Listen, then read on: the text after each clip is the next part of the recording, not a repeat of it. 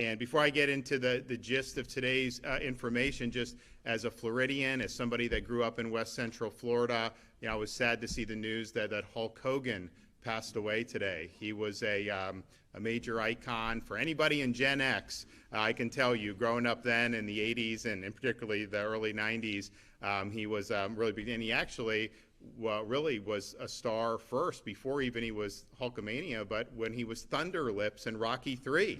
And that was like a huge deal. I mean, obviously that was a great movie franchise with Sylvester Stallone. So he was Thunder Lips, and then a couple years later became the World Wrestling Federation heavyweight champion. And, as a young kid, I'm growing up and it's like, that was like somebody's like, wow, that's our superhero kind of deal.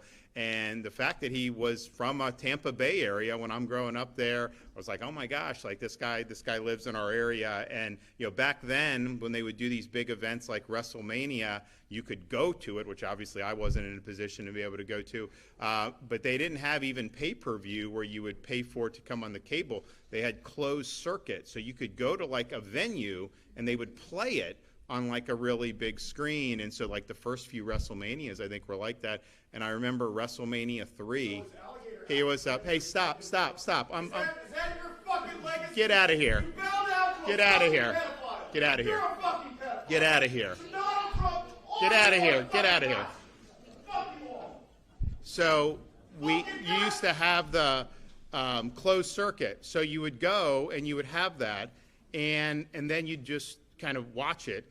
So I just remember like WrestleMania 3, he's fighting Andre the Giant. And look, I was a kid. I didn't know that it was choreographed, right? I mean, I was like really worried that he was going to be able to do, but he slammed Andre the Giant. That was like a huge thing for like kids in that era. And so, and we were with him just a couple of months ago. My kids got to meet him and everything. So I was really sad to see that. And our thoughts and prayers go out to his family and people throughout this region of Florida, because I know so many people cared about him.